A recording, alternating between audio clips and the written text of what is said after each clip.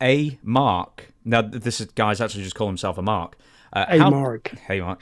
Howdy, James and Dutch Colter, he's decided to say.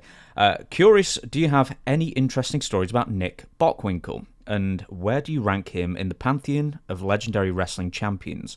Also, do you think Nick Bockwinkle could find success in modern-day wrestling? I always thought MJF was very similar to Nick. What do you think? Nick, great champion, great worker, and you have to consider the style. The Minnesota style was a wrestling style. Actually, to me, I always thought it was boring. I really did. Guys would go out there but that's the way they educated their fans. Nick was a wrestling champion.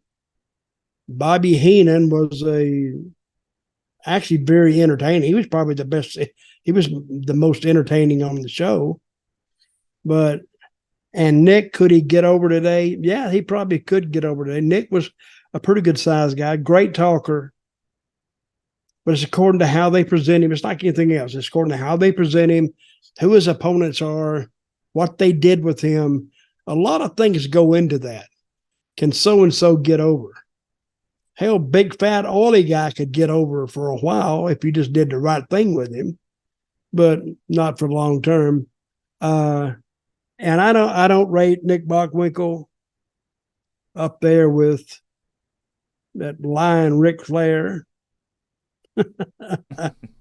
and drawing the money. I don't rate him up there with Hulk Hogan or Stone Cold Steve Austin or The Rock. That's probably my Mount Rushmore of wrestling. But I would have to actually, I think, put another face on that whole mountain, and you'd have to add Vince McMahon. Because without Vince McMahon, who knows what or if the WWF would have ever been created. I don't think so without him. So my top four, and I'll put Vince in there, make it a top five. How often did Nick come to Memphis?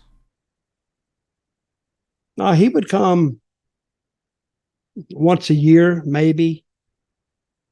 And of course, he'd only wrestle Lawler. But that was the beauty about Memphis. Sometimes they would bring in guys like Nick Bockwinkle, and it would be a big deal because they would have video on him, and he would send interviews in.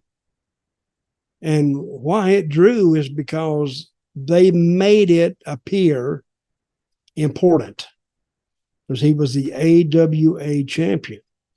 And he would come in, and sometimes he would only come in if he didn't put the title up. That told you that Lawler was going to beat him.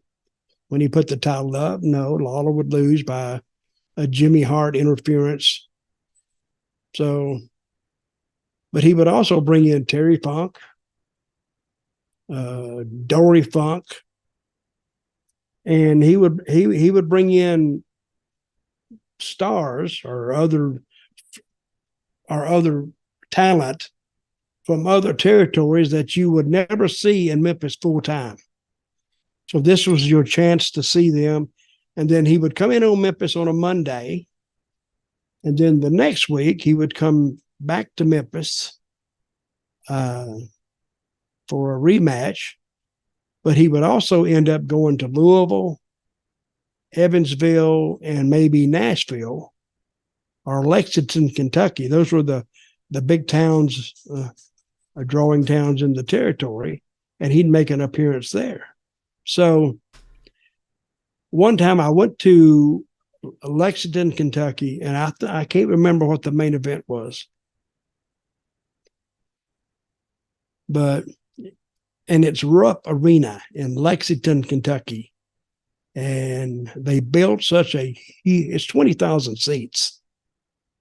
20,000 seat arena in a town like Lexington, Kentucky is a pretty big arena.